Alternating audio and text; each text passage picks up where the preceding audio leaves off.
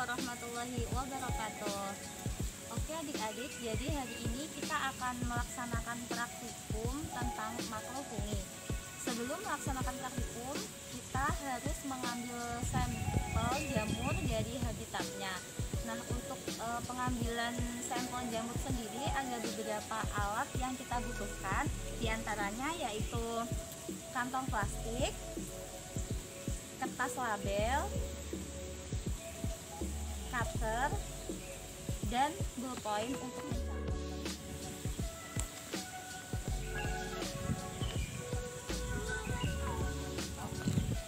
Oke, jadi kita akan melakukan sampling jamur. Yang pertama kita ambil jamurnya menggunakan cutter.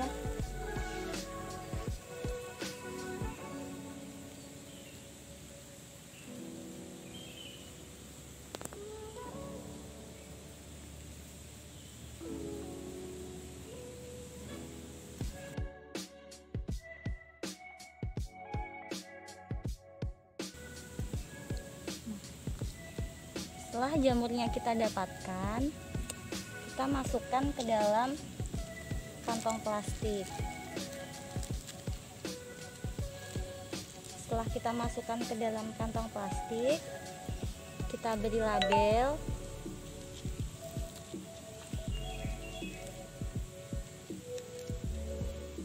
Kemudian kita catat habitatnya.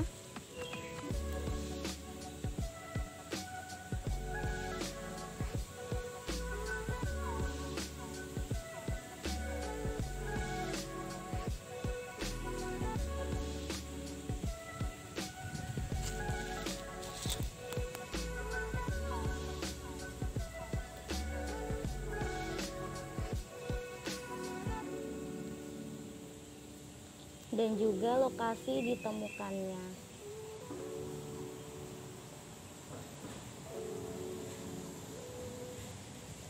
Kemudian setelah selesai kita bawa ke laboratorium untuk diidentifikasi jamur dan diukur ukuran jamurnya. Halo teman-teman biologis, untuk praktikum makrofungi ini akan ada dua jenis jamur, yaitu jamur edible atau jamur yang bisa dimakan dan dapat teman-teman jumpai di supermarket atau pasar. Dan yang kedua adalah jamur hasil sampling, yang pada kesempatan kali ini asisten temukan di daerah kampus.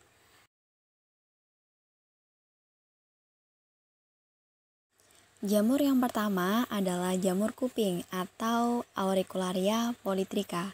Nah, jamur ini merupakan salah satu anggota kelas Heterobasidiomycetes dari ordo Auriculariales.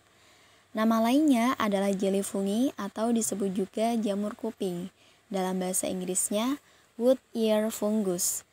Kenapa? Karena badan buahnya mirip dengan daun telinga. Jamur ini juga bersifat edible atau dapat dimakan. Habitatnya sendiri, jamur ini tumbuh di pohon-pohon di daerah pegunungan atau batang kayu atau ranting kayu yang membusuk. Tubuh buah menumpuk, melekat longgar dengan tangkai buah yang sangat pendek. Tubuh buah bersifat elastis seperti agar-agar atau jelly. Nah, untuk diameter badan buah yang sudah kami temukan, itu antara 6-11 cm atau bisa lebih. Hal ini tergantung pada spesies yang ditemukan. Kemudian untuk permukaan atas atau bagian steril berwarna coklat hingga coklat gelap atau coklat tua. Sementara itu, himenium atau lamela pada permukaan badan buah bisa bersifat halus berwarna coklat keputihan. Di bawahnya juga terdapat spora yang berwarna putih kecoklatan. Oke, selanjutnya adalah jamur kancing atau Agaricus biosporus. Jamur ini merupakan salah satu anggota ordo Agaricales yang bersifat edible. Nama lainnya adalah jamur kompos atau campignon.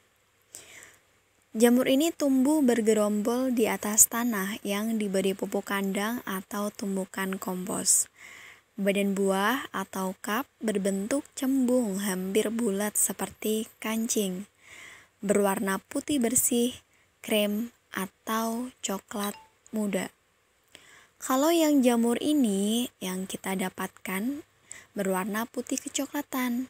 Khusus pada jamur yang kita amati saat ini juga, diameter badan buah dari sampel jamur bervariasi dari 3,5 cm sampai 5 cm.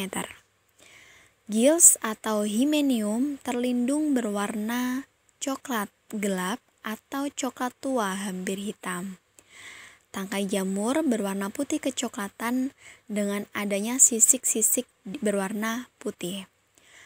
Tangkai sendiri berada di tengah-tengah kap. Kalau pada jamur yang kita amati, panjang tangkai bervariasi antara 2,5 sampai 3,5 cm. Sedangkan diameter tangkai bervariasi juga antara 1 sampai 1,5 cm. Halo guys, masih di situ ya. Oke. Selanjutnya kita ke jamur tiram. Nah, jamur tiram atau nama latinnya adalah Pleurotus ostreatus, termasuk dalam filum Basidiomycota. Artinya jamur ini memiliki badan buah. Jamur ini juga memiliki warna dasar putih. Bagian-bagian yang dapat diamati dari jamur tiram adalah stalk atau tangkai dan cup atau tudung. Nah, panjang cupnya itu bisa mencapai 5-25 cm dan stalk bisa berkisar antara 2,5 sampai 10 cm. Pada bagian bawah tudung terdapat lapisan seperti insang yang disebut dengan gills yang berwarna putih. Pelekatan tangkai pada tudung biasanya ada di samping atau tidak tepat di tengah-tengah. Masih berhubungan dengan jamur edible atau jamur yang bisa dimakan. Selanjutnya adalah jamur merang atau Volvarella volvaceae. Jamur ini termasuk dalam filum Basidiomycota atau filum yang memiliki badan buah. Nah, jamur ini memiliki warna kecoklatan sampai abu-abu gelap. Jamur merang juga memiliki selubung kap atau tudung yang berwarna coklat gelap di bagian tengah dan berwarna keputihan di bagian tepinya, sedangkan bagian tangkai berwarna coklat muda. Biasanya jamur merang dijual untuk dikonsumsi. Nah, bagian yang sering dikonsumsi adalah tubuh buah yang muda dan tudungnya yang belum berkembang. Oke, setelah jamur edible, sekarang kita akan membahas jamur not edible atau jamur yang tidak bisa dimakan. Yang pertama ada Oxyporus populinus. Oxyporus populinus merupakan anggota jamur Basidiomycota dari ordo Hymenocaitalus. Jamur ini berasal dari famili Schizoporaceae dan sifatnya tentu tidak bisa dimakan atau not edible. Habitat atau keberadaan jamur ini pada substrat kayu. Batangnya bersifat parasit, hidup soliter atau juga kelompok. Lebar kap atau tudung bervariasi dari 3 sampai 21 cm.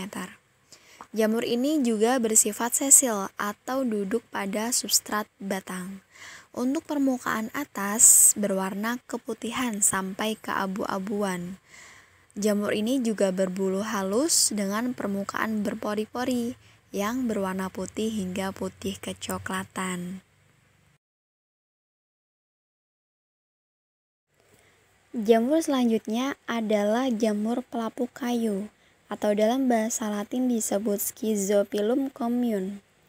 Jamur ini termasuk dalam filum Basidiomycota dari famili Schizophyllaceae.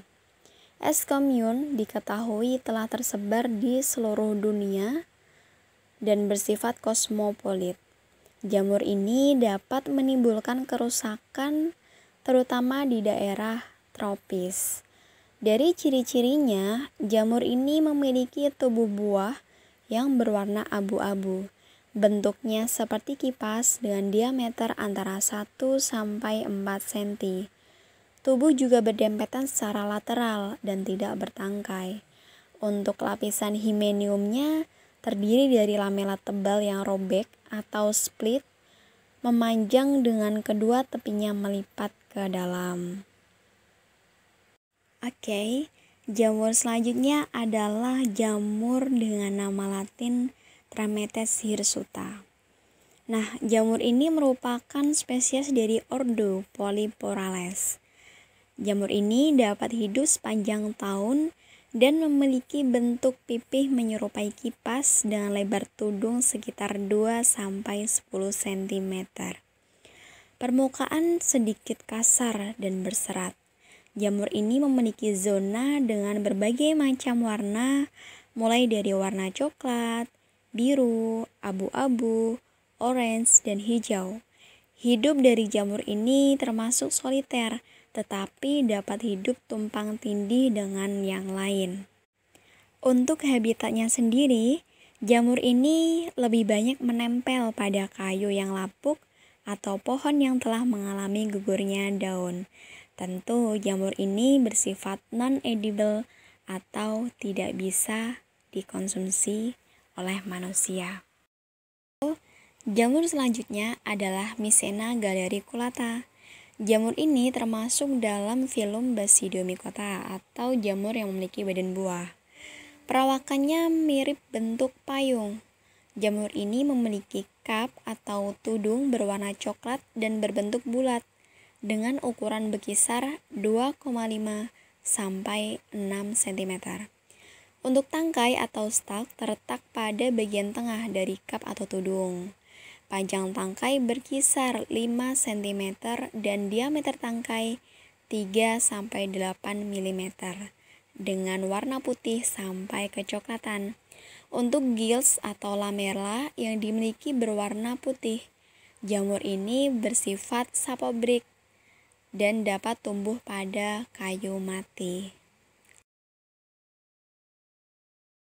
Oke teman-teman biologis, itulah 4 jamur edible dan 4 jamur not edible yang bisa teman-teman pelajari lebih lanjut pada praktikum ini.